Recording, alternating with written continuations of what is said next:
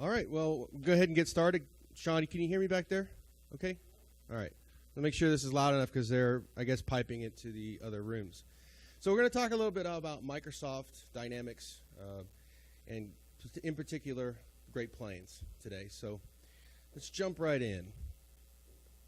So let's go over what we're actually going to be talking about today. So we'll talk a little bit about me and what I do and why I know this information. And what Great Plains is. Is everyone familiar with Great Plains? No? Okay, good. Then we'll go in there and we'll talk a little bit about what Great Plains is and why you should care about Great Plains. We're going to take a look at the security flaws that I've found in the years that I've been doing Great Plains work and some of the solutions. They're not perfect solutions by far, but we are talking about a Microsoft product. So most of us are aware of and are cognizant of having to wire around Microsoft products. So we're going to look at the application level itself, Great Plains as an application. We're going to take a look at what Great Plains does to the SQL Server as it installs. And we're going to take a look at the install problems, some of the problems that are inherent with the actual install of Great Plains. And then we'll take a look at, switch gears, we'll take a look at how to attack it from a pen testing standpoint. And then we'll wrap everything back up again in this summary. I have some additional resources. So as we go through this, some of this might be something that you want to follow up on some research. So I've got this slide share is going to be up, and then some additional contact information, some additional resources if you want to do some additional research on your own. So who am I? Well, I'm the the Chief Security Officer for the Texas Association of Counties, and I've been doing information security now for about 8 years, and IT work for about 14. And I started working with Great Plains about 2000, and this is the time that Microsoft acquired them back in 2000 and actually introduced them into their family of enterprise resource planning software. And in the last 2 years, I've really been ramped back up and engaged in Great Plains. Not only to support it in my own environment, we work with a lot of the counties in Texas who also have Great Plains installed, and I'm also active in the user community for Great Plains. So my day job, I manage the network and security practice for the Texas Association of Counties, and we provide services to hopefully help secure the 254 counties in Texas. So let's answer this question. What is Microsoft Dynamics and what is Great Plains? Well, Dynamics is the enterprise resource planning software suite from Microsoft. It encompasses multiple different types across multiple different business lines. Dynamics being one of the bigger ones in the mid-level market. There's about 42,000 customers that use Great Plains worldwide right now.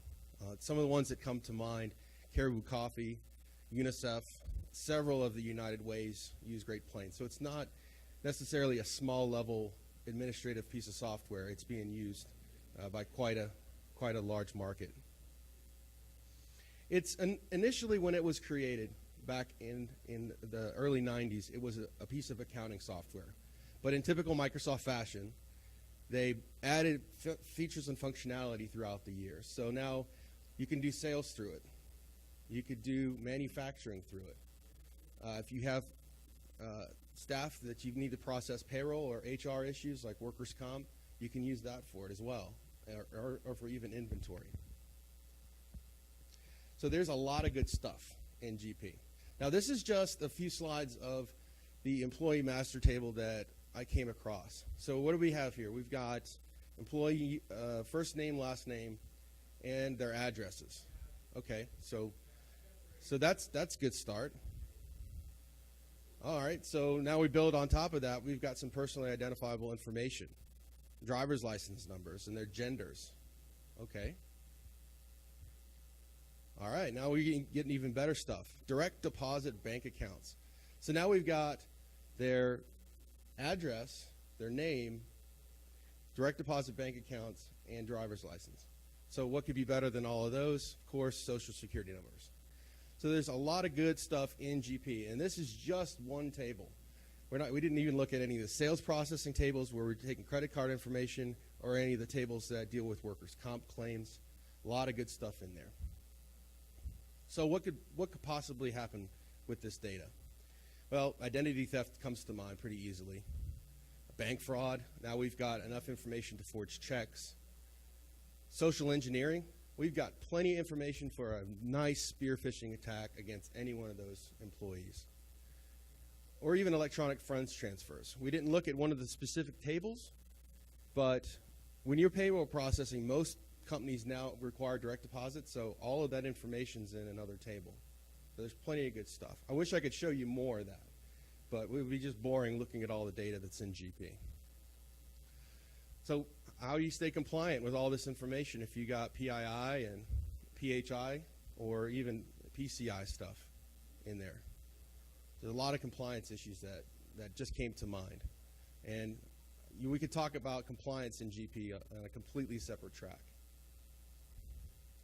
So your typical installation looks kind of like this. It's a very simple install. It's not a very complicated piece of software. It gets installed onto an application server that connects back to Microsoft SQL backend. And there's a VAT client that gets installed on the workstations. And then you get this nice, beautiful Fisher-Price desktop that all accountants love because they know how to navigate around things like that. So at the beginning of last year, our executive staff at the Texas Association of Counties changed hands. And they wanted to completely redo the entire way we did business.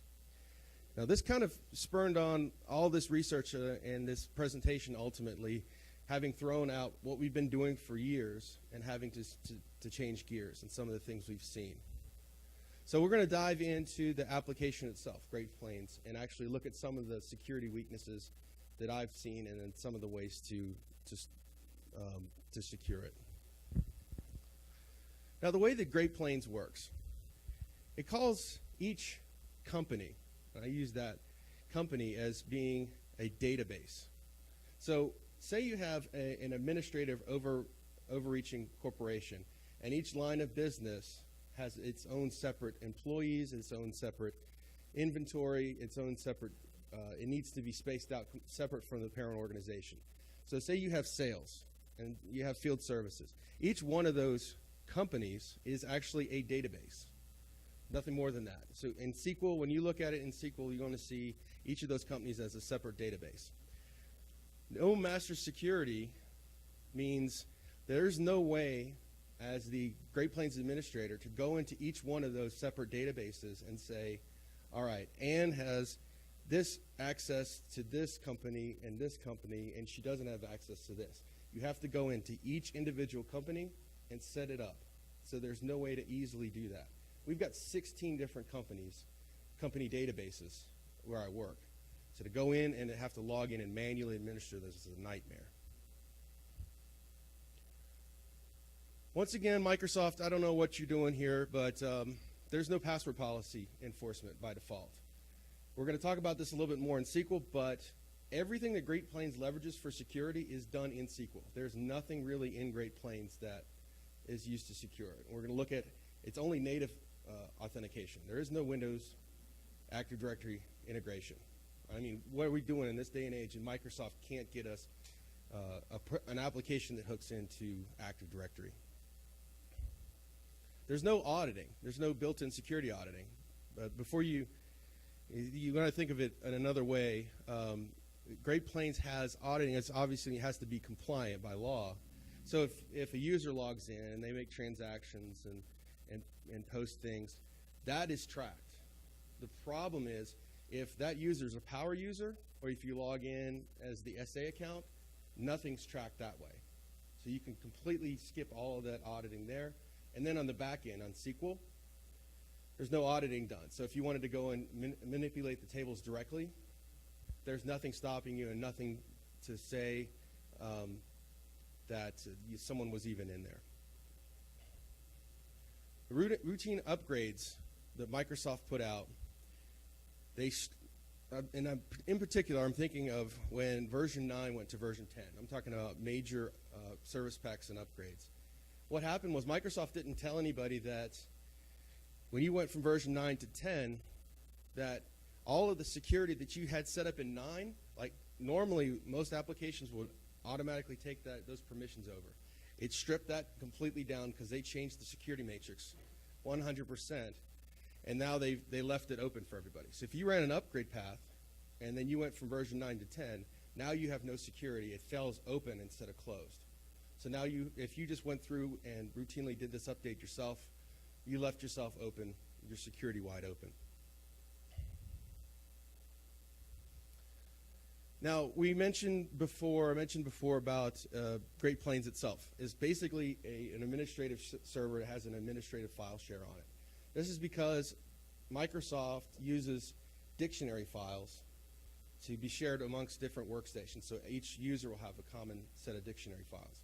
Also, Microsoft's love of any files shows forth here too, is that every user has to have access to any files. And we're going to look at one later on and see what that has in it. Code injection. Great Plains is built on Microsoft's Dexterity runtime. And Microsoft said, well, we want to make sure that people can update this software and make it real simple. So we'll give them a code chunk that literally, to install it, you take the chunk and you put it in a folder in the program files directory, in that shared directory. And the next time Great Plains is launched, that code chunk gets automatically integrated into Great Plains. Now, it's good for some things, like there's a SQL security tool that allows you, once you install it in there, if a user has a window that they don't have access to, and they do, if they need to tell the administrator, then that's beneficial. But to have it install and run without any kind of user permissions, and it doesn't even tell you it's been installed, that's going to be a problem, especially if you know how to program anything in Dexterity runtime. Now, I asked for the latest version of this tool from our partner, our Microsoft partner, and he gave me the caveat. He's like, well, I know you know what you're doing with this, but I got to tell you that this tool allows you to manipulate SQL in Great Plains without having to go to SQL. So you got to be careful with it. So here you go. We're going to have fun with the tool. So, yes, so the question was, do you have to be a partner to have access to that tool? Yes, a partner would have to. But at the end, I'll have my information up. And if you want any of those resources, they are locked in customer source. If you want some, we can have a discussion about how to get that stuff. On the shared folder, on the Great Plains server itself, on that administrative share, the fat client is usually right there, because everyone has to share the same files. Each versions have to be the same. A lot of times what they'll do is they'll take that install from a fat client, copy it there, and then literally take that exact same set of files and copy it to each workstation. So, I mean, if you want a copy of Great Plains, if it's in the organization, then you just go to that file share and pick up a copy. And then this one requires local administrative rights. I mean, why in the world is Microsoft still running software that requires local admin rights on a workstation?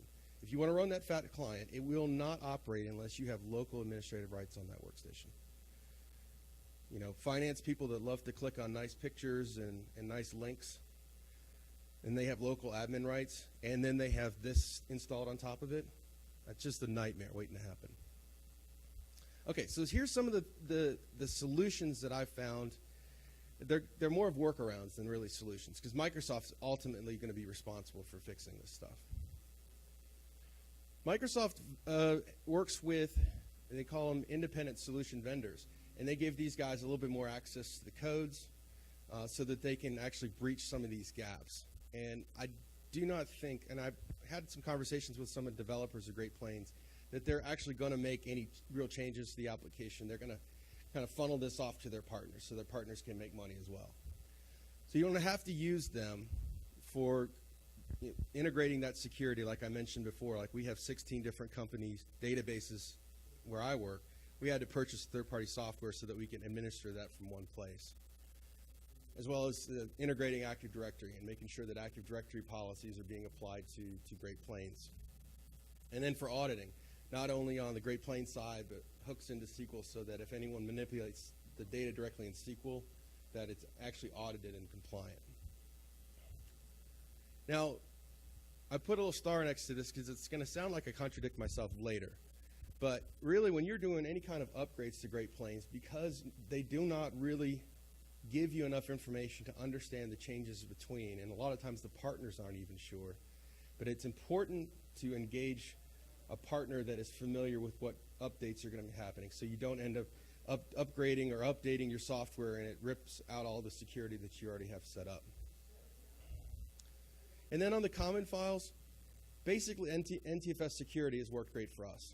So we only allow people that absolutely have to have access to those folders and those shared dictionary files and those client installs to be able to get there. And then as far as local administrator rights, doing the initial install on the FAT client, when you install it initially, you have to be local administrator to set up the ODBC connection. But I found if you go into program files and actually allow all those users to be able to write to those files, you can take local admin rights away to secure that FAT client, so that hopefully no virus would end up owning someone's computer. All right. So we'll switch gears here and talk about some of the problems. It's not necessarily problems with SQL itself. It's how Great Plains installs itself onto SQL. And then some of the things that you're going to have to go back to and fix after the install is completed. Now, it's not unusual for Great Plains or for any application, legacy application, to be installed on a separate instance of SQL, especially if you're running in compatibility mode. I mean, this day and age, why are we still having anything running in native mode? Why is not everything Active Directory authentication? I don't understand. And it's not like Microsoft's trying to fix this problem, because Great Plains 2013, right around the corner, same thing. Local native mode SQL installation. So no Windows authentication means you have to manage each user in SQL itself. So now if you've got hundreds of users in Great Plains, you open up your security logins on SQL and you've got all those users you have to manually maintain. No way to do through Active Directory. Now this one might, be me being a stickler about it. The ODBC ports, I like to have a little variety if possible, to be able to change instead of having 1433, which is very common, everyone knows to listen on, to be able to switch that to a different port, so that, obviously it's still going to be advertised across the network, but at least it's not going to be advertised on the port where it's supposed to be. Now, the DynSA account is a particularly fiendish character in Great Plains. DynSA is the Dynamics SA account that gets created during the initial install. And its intention was to allow Great Plains administrators to add users, to make changes to if a person locks themselves out of SQL, to not have to go into SQL and do it. They can actually do it in the application. The problem is, and we tested some of this last Thursday, DynSA could create a user, but it cannot assign it to a company database or change its password or unlock its account. So that install, that guy's pretty much worthless, other than what Great Plains uses that to hook into SQL. So the privilege level on that is completely wrong. So we talk about, does anybody have a SQL instance that is still running in native mode, SQL native mode? Is everyone using like Active Directory and authentication? I don't think there's many applications out today that still run it in native mode. So hardening the SQL instance is going to be an important step. Now in the resources guide, I've got a step-by-step guide from Microsoft on how to do that. Now, the problem we've had in our organization is that we did not want our DBA to have access to any information in Great Plains, because you've got payroll information in there, you've got all this information that you don't want a low-level DBA having access to. So what they did, they had him create the instance, gave them the SA password, and immediately changed it. So now our DBA couldn't even come in and take a look at it. So he couldn't come in and harden the SQL instance. So you're going to have some level of trust with either your DBA or your partner to be able to go in and do these types of things if you're not familiar with hardening SQL. You can actually force password policy if you're the SQL administrator. In Great Plains, if you're the administrator, you can say enforce password policy, and it will transfer that or write that down to SQL. But if you're a SQL administrator, you can go in here, and here's a basic SQL login, and you could check on enforce password policy and enforce password expiration. So you can bypass that. By default, Great Plains gets installed with all this turned off. So it'd be good to go in and check that. You can hide the SQL instance. If it's not broadcasting, it's going to be a little harder to find. Now, when I go after anything, I usually look for the low-hanging fruit. So if I don't actually hear anything on 1433, then I generally don't keep looking for it. So you can go into the protocols for that GP instance itself and turn it off.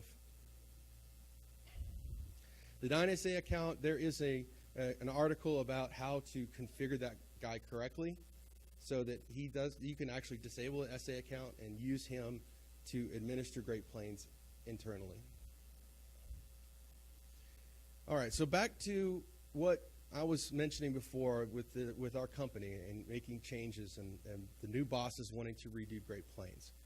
The problem was the company, the partner we hired, they were great on the business analytics, and they were able to come in and say, okay, well, you guys want to do this, you want your chart of accounts to do this, and we can take all of that information and we can put that into Great Plains, and now your business processes are set up the way you want. There's a major problem, though, if the person that's the analyst comes in and actually does the Great Plains install and doesn't even know how to log into a server. So on a couple of occasions, we've seen a lack of experience being a problem and actually errors with the install itself. So let's take a look at that and some of the resolutions behind how to fix some of these errors. Great Plains is sold and installed through a partner. There's no way around it. It's a Microsoft Business Solutions. You have to go to a partner. You can't go to Best Buy and pick it up off the shelf. You have to go through them. That's how the partners make money, and they keep funneling money back to Microsoft. So the question you want to ask yourself, why would I allow a business analyst, somebody that knows the business side but not the technical side, install this software? And we've mentioned this before, third-party products, you have to make sure that, I know during our installation, we didn't purchase third-party products to secure the application, and then we had to come and find like $45,000 more after the fact to buy the software to come back and secure the application. So you have to use these third-party products to fill the gaps. And then it's typical to have service accounts for services running on the servers or the SQL instances. The problem was the installs were being done. They wanted domain admin rights on the service account. Why would a service account need so many rights? And you usually install with SA, I understand that, but once you do the install, you can't go back and change SA password. It will break Great Plains. So you can't change it after you've installed it. So some of the solutions to those problems. Now, our partners, it's like a typical partner is just like any consulting group. You're going to have good ones and you're going to have bad ones. You're going to have guys that come in and sell you the moon and stars, but they don't even know how to operate a computer. And that's one of the problems we had.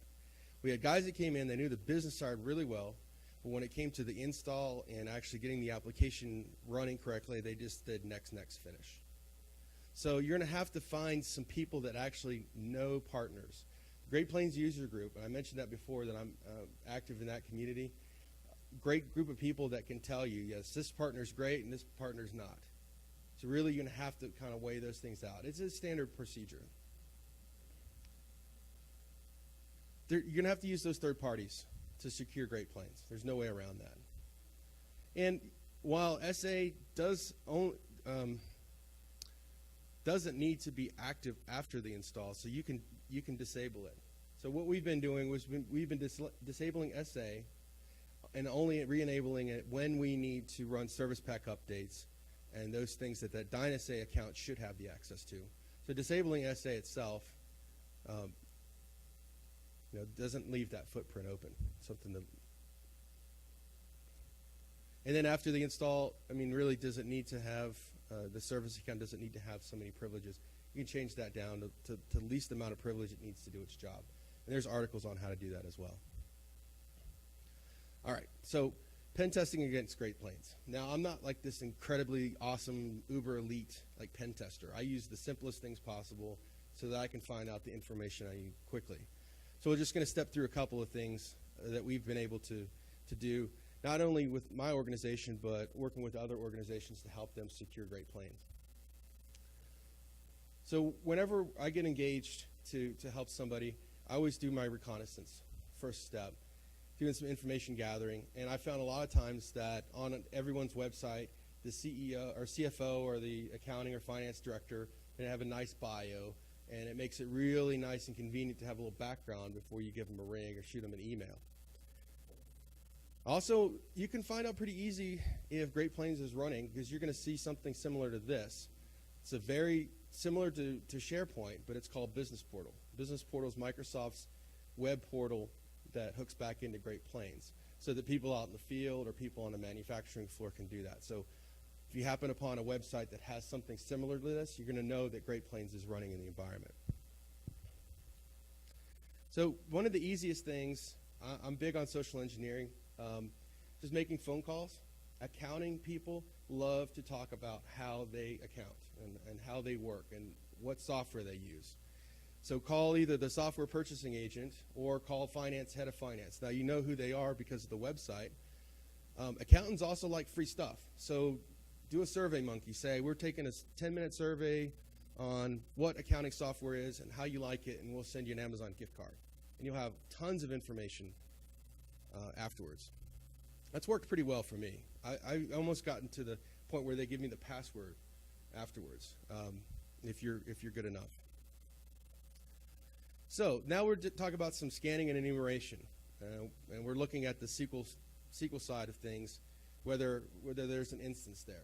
SQL Ninja, if you are familiar with the Backtrack suite, SQL Ninja's something you could run, or an Nmap. Nmap's got a nice little discover script that you can run, and it'll actually return all the SQL servers in the environment, all the instances, what service pack levels there are, things that SQL is broadcasting out.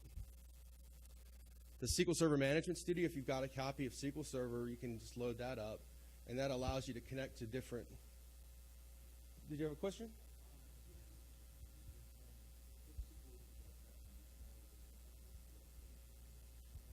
The question was, if SQL's not broadcasting, none of these would work. I think that's correct. I don't know of any other way. I'm sure SQL's got to be talking somehow. I'm not sure. I can't really speak to that. That's why one of my solutions was to actually hide the instance and not let it broadcast.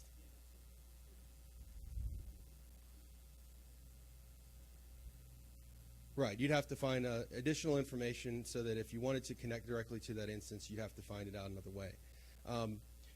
Actually, when we get to the DexINI file, I'll show you how you could possibly, a possibility on how you could find where that SQL Server connection is, even if it is hidden.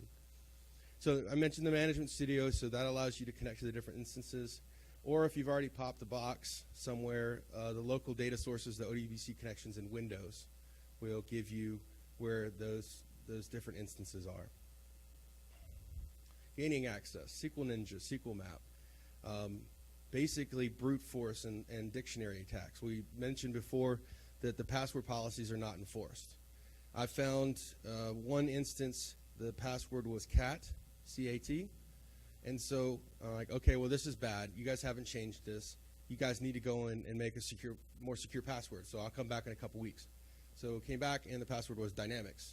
I'm like, okay, you're not getting the idea behind it.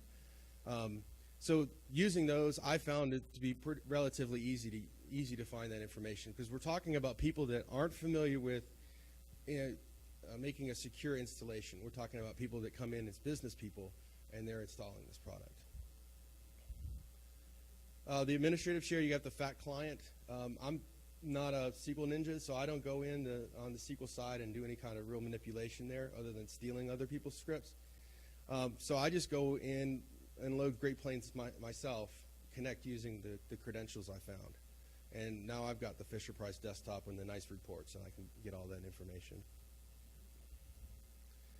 And like we mentioned before, that DexINI file, it's got some great information on it. Now this guy's sitting in that administrative share.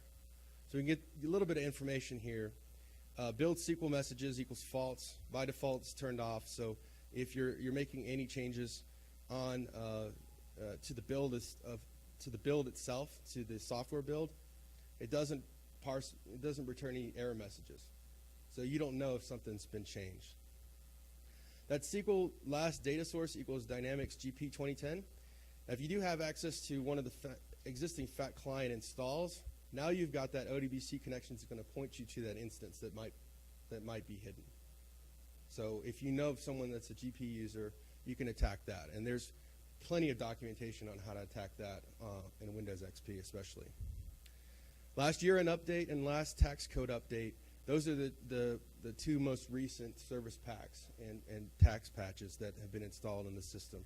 And the dictionary version actually is the version number. So if you Google that number, you'll see that that's like GP 2010 Service Pack 3. These last two are great. Show debug messages equals false. So if you're installing anything, nothing's going to be returned if the next one's true. I'm sorry if that sounded confusing. So remember I mentioned that the Dexterity chunk files that you can install, like that's GP support tool. Well, by default in DexINI, it says auto install those chunk files, and by default it says show debug messages equals false.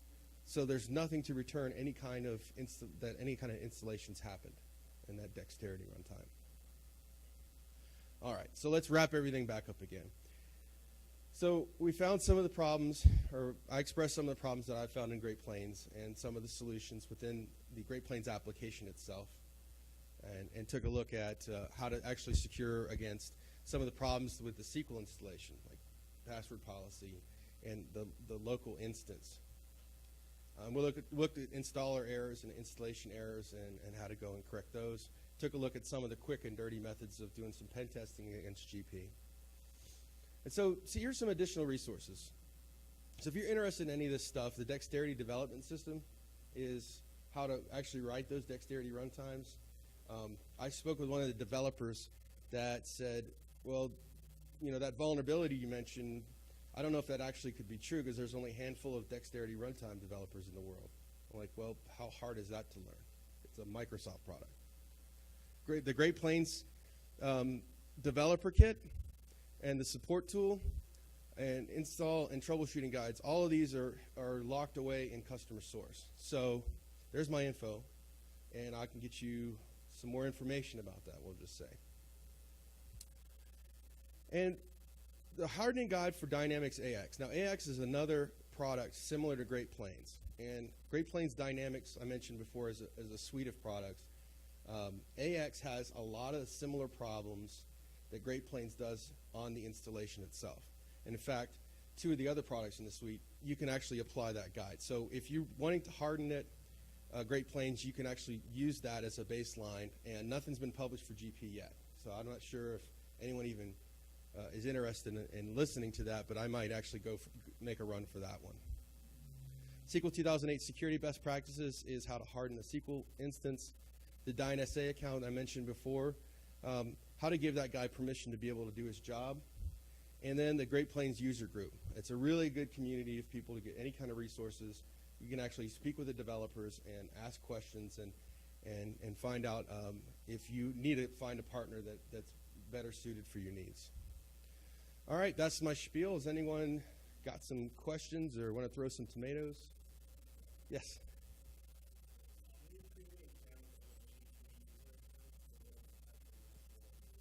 Yes.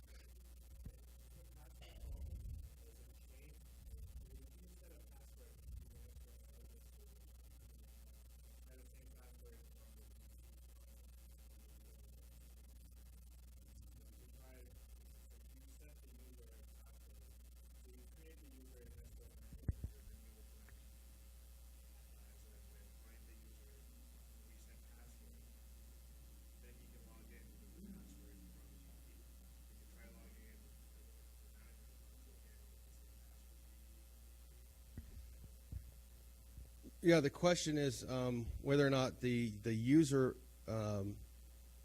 created in SQL can log into GP, correct? Or is it the other way around? Oh, okay.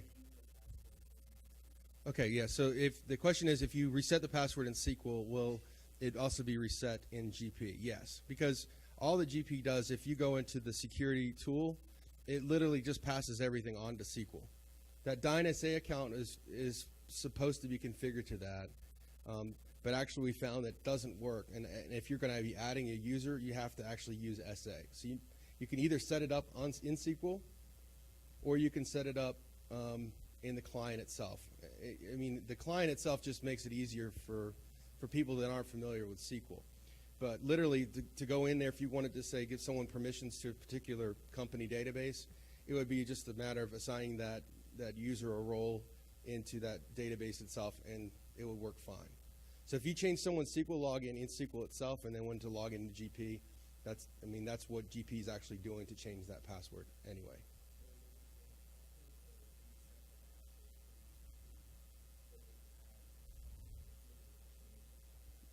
No, it just passes. Those passwords get passed immediately onto SQL, and everything's handled in SQL.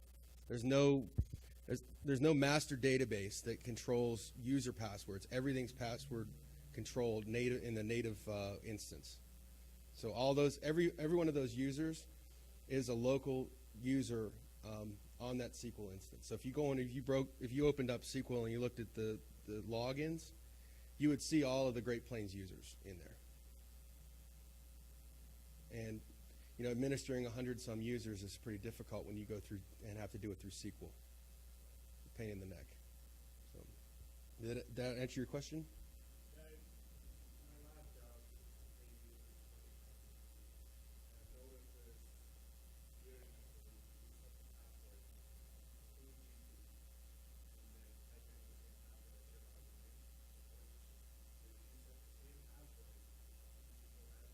Mm-hmm. Huh.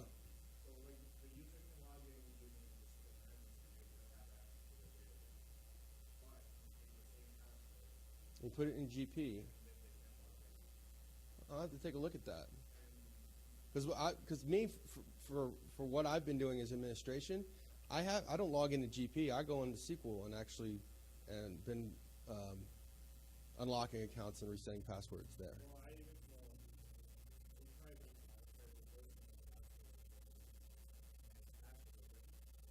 Oh, really?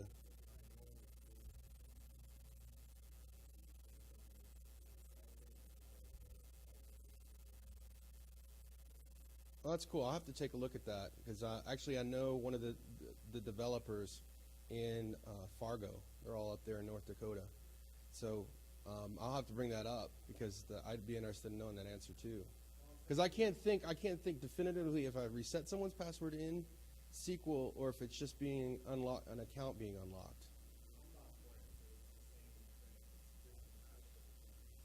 Huh. Yeah, that'd be great. I'd like to look at that some more. I mean, I've got several labs set up, and we can go and break stuff. If anyone wants to, I mean, by far, this is not like the most extensive research ever, and I'm not the most extensive security researcher. I hope to be at some point. So this is a baseline. I'd like some feedback. If anyone's got some cool stuff or something I can use to progress this, I really would like to. Because I'd like to go to Microsoft and say, look, now more people are aware of some of this stuff. So could please fix it now. Anyone else? Questions? Yes.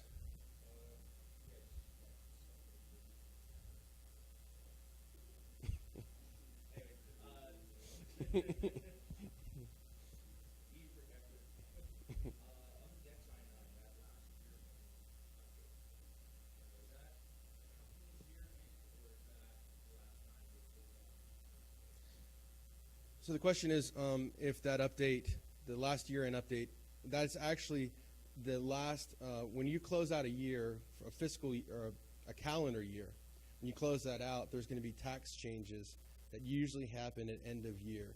So it'll apply, say, when you close your books out, so like our fiscal year runs from January to December.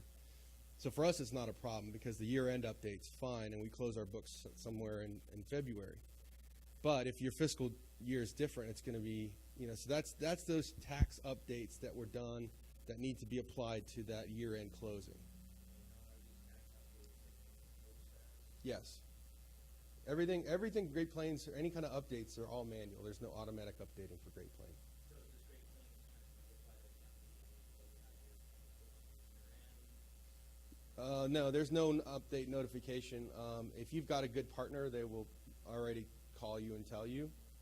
We haven't had a good partner for a long time, so I used to go in and actually subscribe to the RSS feed and customer source that would say this new update's available. Would you like to apply it? And that's where I've got myself into trouble, applying a tax update that changed some security afterwards. We had to go back and actually reset some security after doing that.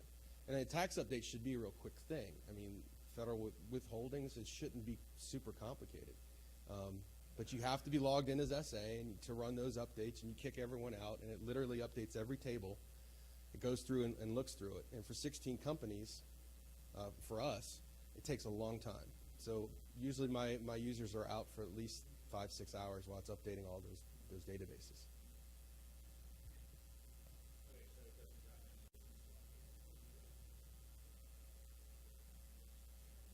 any. Now, the year-end updates and the tax updates are just federal withholdings or sales tax updates or so on and so forth.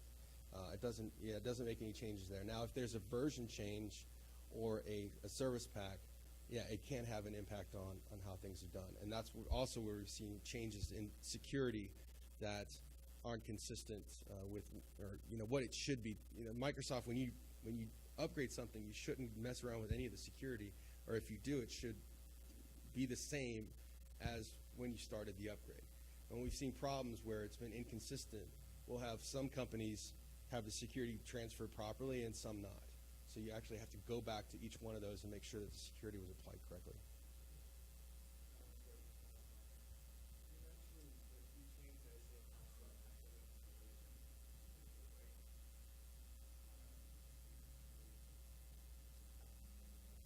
Okay, right. So after changing the password, the SA password after the install is completed, things break. Because Great Plains is supposed to use that DynSA account to do everything, and I don't think Microsoft blatantly said, why this happens, or where it's stored. I mean, it'd be nice to find out. I'd like to maybe do some additional research and find out where that's stored. So I found out when you change that SA password and then you go to run an update, it doesn't have permissions to update all the tables. When running GP utilities, doesn't go in and it errors out if you've changed the SA password. And I'm not sure why. I'm not sure even why the security level is there. I know it breaks it. So that'd be something also that I'd like to take a look at and see.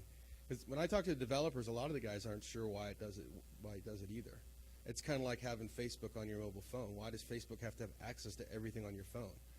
Well, it just does because the guys are too lazy that wrote the app to actually make sure that it's got least privilege instead of most. I suspect a lazy programmer.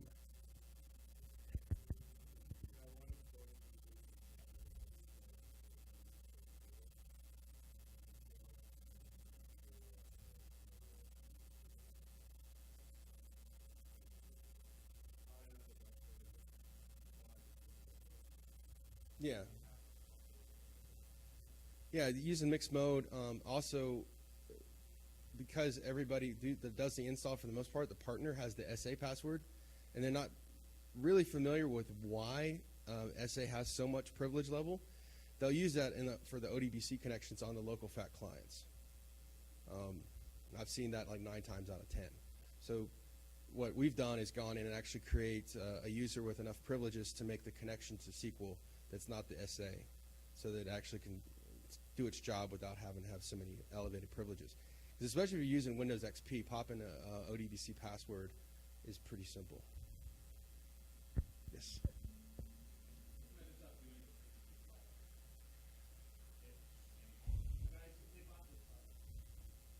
Mm-hmm.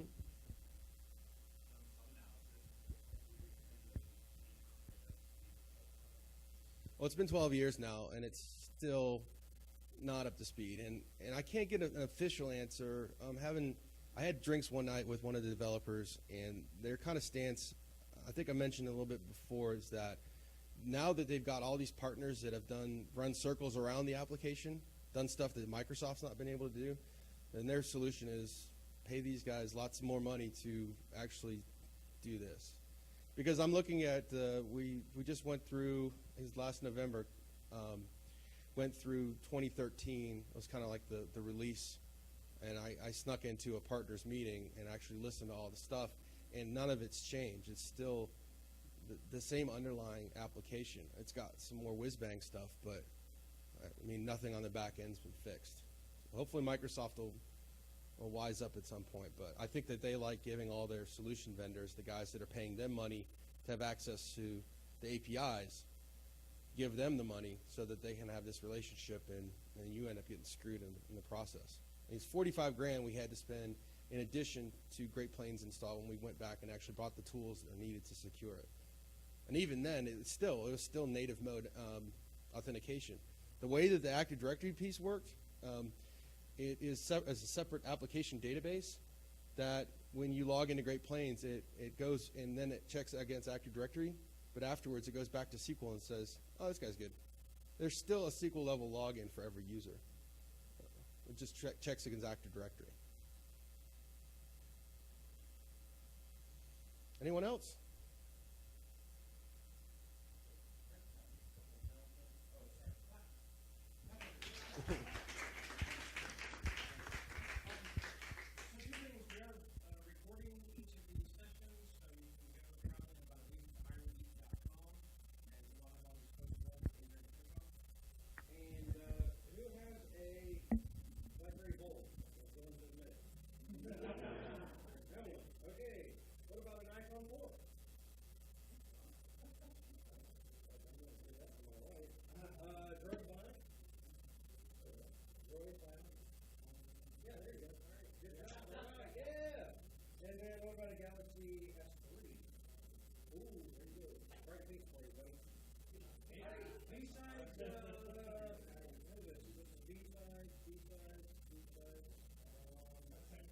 San Francisco!